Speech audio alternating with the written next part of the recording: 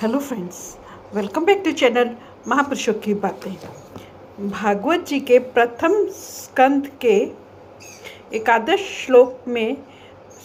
एकादश अध्याय के श्लोक नंबर 32 से 38 तक उल्लेख है कि श्री सूत जी आगे कहते हैं कि श्री कृष्ण की पत्नियों का भगवान के प्रति भाव बड़ा ही गंभीर था।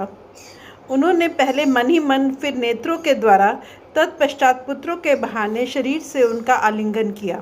शौनक जी, उस समय उनके नेत्रों में जो प्रेम के आंसू छलक आए थे, उन्हें संकोचवश उन्होंने बहुत रोका, फिर भी विवशता के कारण वे ढलक ही गए। यद्यपि भगवान श्री कृष्ण एकांत में सर्वदा ही उनके पास रहते थे, तथापि उनके चरण कमल उन्हें पद पद पर नए नए जान पड़ते। भला स्वभाव से ही चंचल लक्ष्मी, जिन्हें एक क्षण के लिए भी कभी नहीं छोड़ती, उनकी सन्निधि से किस स्त्री की तृप्ति हो सकती है। जैसे वायु बांसों के संघर्ष से दावानल पैदा करके उन्हें जला देता है, वैसे ही पृथ्वी के भारभूत और शक्तिशाली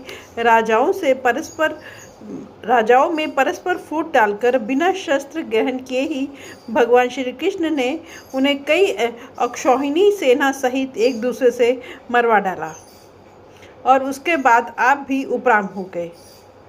साक्षात परमेश्वर ही अपनी लीला से इस मनुष्य लोक में अवतीर्ण हुए थे और सहस्रों रमणीय रत्नों में रहकर उन्होंने साधारण मनुष्य की तरह क्रीड़ा की, जिनकी निर्मल और मधुर हंसी उनके हृदय के उन्मुक्त भावों को सूचित करने वाली थी, जिनकी लजीली चितवन की चोट से बेसुध होकर विश्व विजयी कामदेव ने भी अपने धनुष का परित्याग कर दिया था।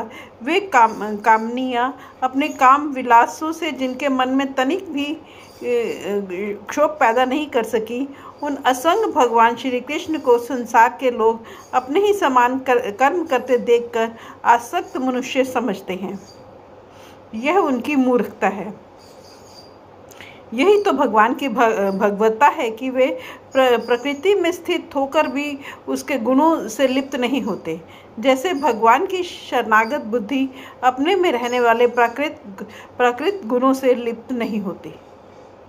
फ्रेंड्स, अपनी इस वीडियो को आज हम यही समाप्त करते हैं। अगली वीडियो में आगे बढ़ें। Thank you.